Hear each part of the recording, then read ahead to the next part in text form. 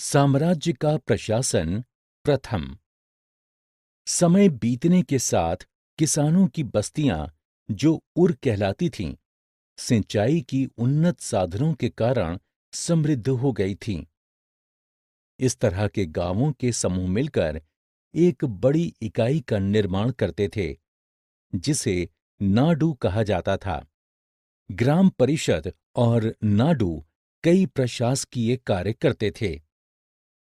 चोल राजाओं ने कुछ धनी भूस्वामियों को सम्मान के रूप में मूवेंद वेलन यानी 3 राजाओं को अपनी सेवाएं प्रदान करने वाला वेलन या किसान, अरैयार यानी प्रधान जैसी उपाधियां दीं। उन्हें राज्य और केंद्र के महत्वपूर्ण पद भी सौंपे गए। चोल राजाओं ने विभिन्न प्रकार के भूमि अनुदान प्रदान किए। ब्रह्मदेय या ब्राह्मणों को भूमि अनुदान उनमें से एक था। इसे ताम्र पट्टिका पर अभिलिखित किया जाता था और भूमि प्राप्त करने वाले को दिया जाता था। चोल राजाओं ने भूमि अनुदान प्राप्त करने वाले ब्राह्मणों को निम्नलिखित कार्यों की अनुमति प्रदान की। भूमि अनुदान प्राप्त करने वाला उससे कर वसूल कर सकता था। वो न्यायिक अधिकारियों द्वारा जुर्माने, पान की पत्तियों, बुने हुए कपड़ों और वाहनों पर लगने वाले कर के रूप में अधिरोपित करों का संग्रहण भी कर सकता था। वो बड़े कक्ष बना सकता था, जिसमें ऊपर की मंजिलें पकी हुई ईंटों की बनी होती थीं। वो कुएं खुदवा सकता था, पेड़ और कटीली झाड़ियों का रोपण करवा सकता था। यदि आवश्यक हो तो सिंचाई के लिए वो नहरों का भी निर्माण करवा सकता था।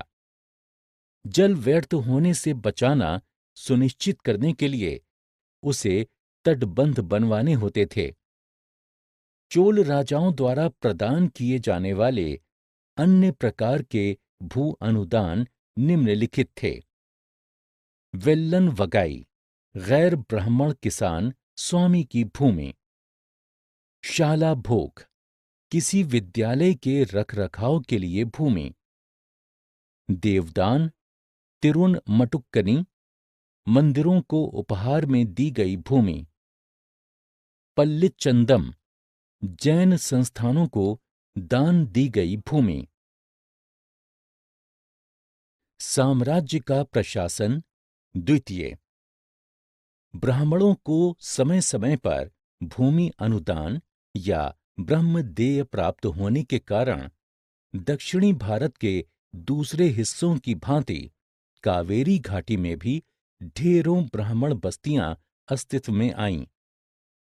प्रत्येक ब्रह्मदेय की देखरेख प्रमुख ब्राह्मण भूस्वामियों की एक सभा द्वारा की जाती थी।